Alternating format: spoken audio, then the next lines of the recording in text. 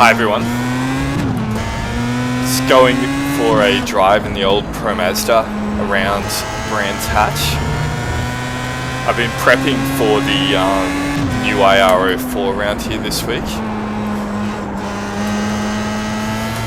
Just thought I'd take this old car out for a spin and just see what made it so good around this track. This was always one of my favourite tracks in this car. You just absolutely fly up the hill.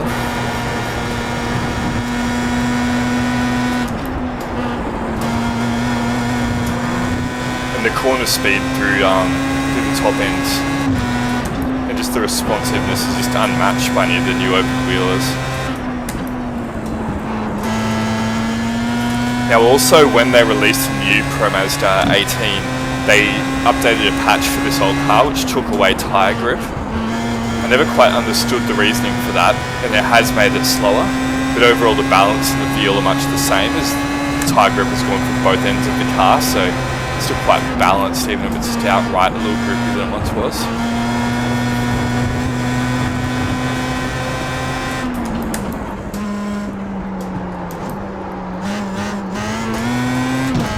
Yeah, it doesn't put the power down those slow corners as well as it used to. It never used to spin up the rears through there like that.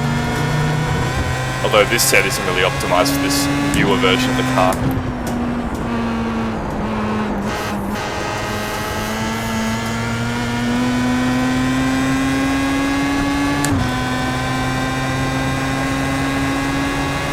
Despite the fact that this is one of the original open wheelers in iRacing, I still don't think they've actually bettered it in terms of car feel. The one thing that you hop out of the IR04 and into this is just how much flexibility with the front end of the car you have. You can just pick any line and you just kind of wrestle the car to the apex. It has a lot of flexibility to let you take quite crazy corner entry speeds and still sort of work it out in the middle of the corner. Whereas the new ones, the Renault 2.0, the 04 and the Formula 3, they just don't have that ability to rotate the car on the front end like this old Pro Mazda does. They'll tend to pitch into understeer if you don't pick the perfect line.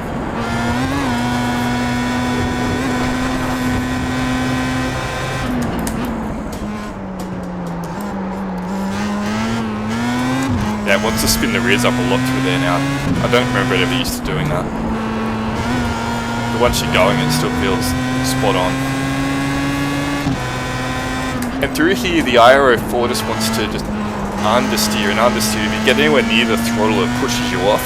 So you've got to pick a super accurate line, and basically fighting the front end through the corner.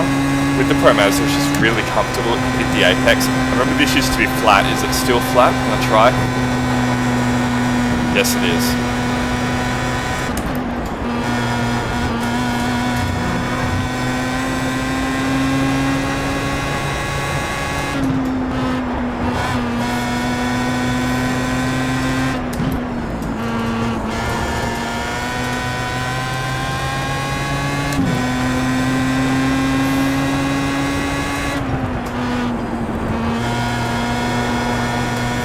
Technically, the Formula 3 is a faster car than this. Like in lap times, it would be much faster. I reckon as much as 3 or 4 seconds per lap quicker now that they've taken the grip off the tyres. But somehow it just never has the flexibility in the front end that this car does. You can just pitch it under braking and put the weight on the front and it will grip the front end and turn. It really wants to catch me out on the throttle application there.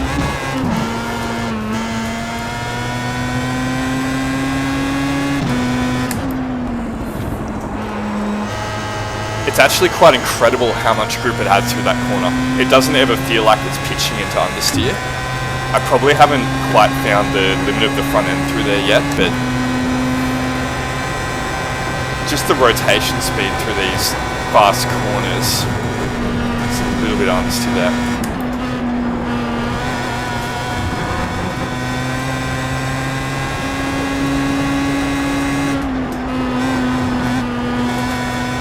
Quite wild. And if you ever just get a little bit offline, you can just play with the angle the car's doing with the brakes and the steering angle. You can kind of induce the oversteer that you want. Do steering inputs mid-corner.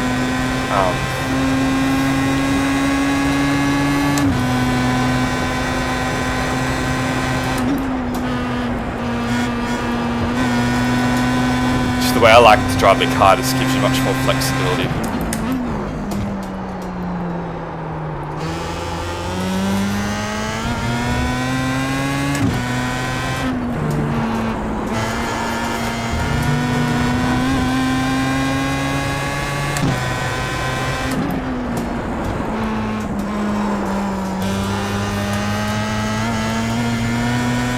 Possibly overdriving the front end a little bit because I'm having to can be oversteer quite a bit.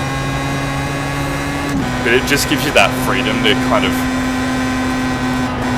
you've got to take a later apex to not juice the understeer there, which works.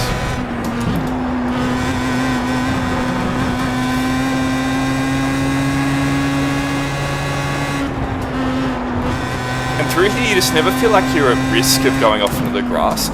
Whereas so many of the newer open wheelers, they just understeer wide in all those corners and you're always just almost grabbing a 1X. This just has the front end to just not put you in that constant risk.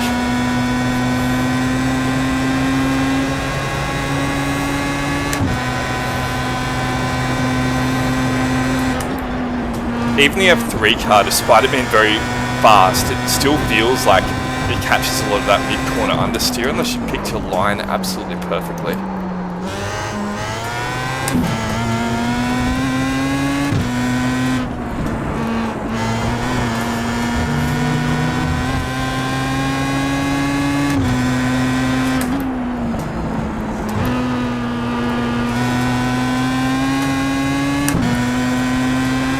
It is faster just to pick a sort of steady line through that corner, but it's less fun.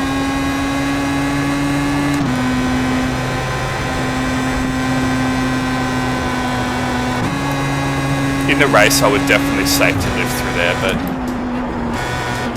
you can't get it flat. I don't really know if there's any speed advantage over just giving it like a 10% lift for a split second. Yeah, just so much front end through that section.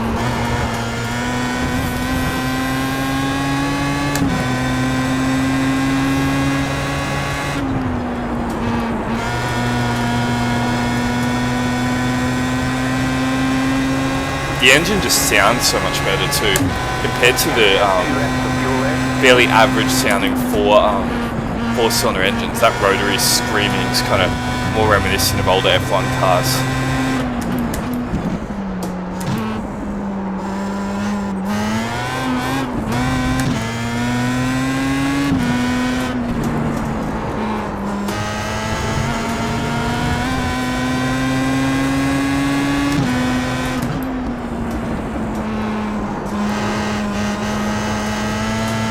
You have to put a fair bit of wheel adjustment into this car when you're driving it quickly though.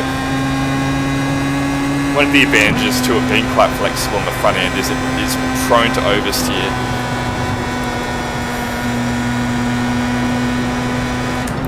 But I find it controllable oversteer. It's not the type of oversteer where the car will understeer and then you try and correct it and it'll just spin off. You can kind of just drive it on the limit.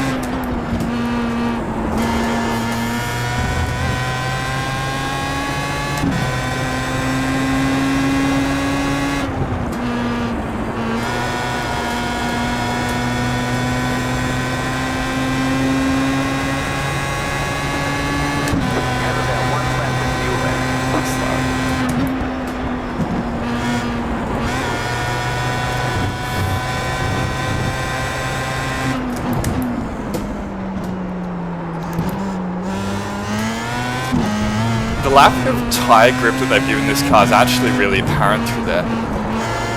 It's really quite hard to put the power down. Take a wide angle. Just carry the apex speed.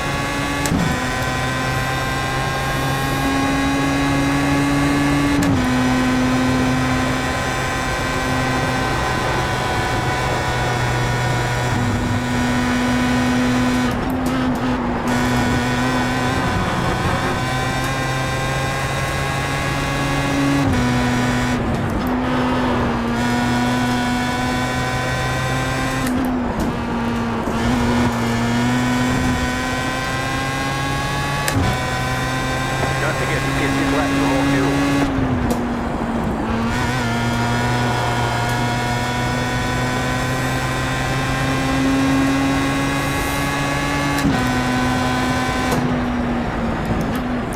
out of fuel. Probably not the smoothest driving I've ever managed in this car, but it's just such a shame they had to kill it. Particularly since the Formula Renault 2 litre has its own series still, whereas this has been replaced. It would be very nice if iRacing brought back a series where this car raced against the Renault 2 litre, kind of as a classic series, because I know the PM18 has not been getting very good participation. Because it really, although it is the follow-up to this car in name, it drives nothing alike, really not at all related. But anyway, this is just a bit of a pointless drive, but it was nice to have a run the old Pro Mazda after driving the IRO4 in the practice sessions.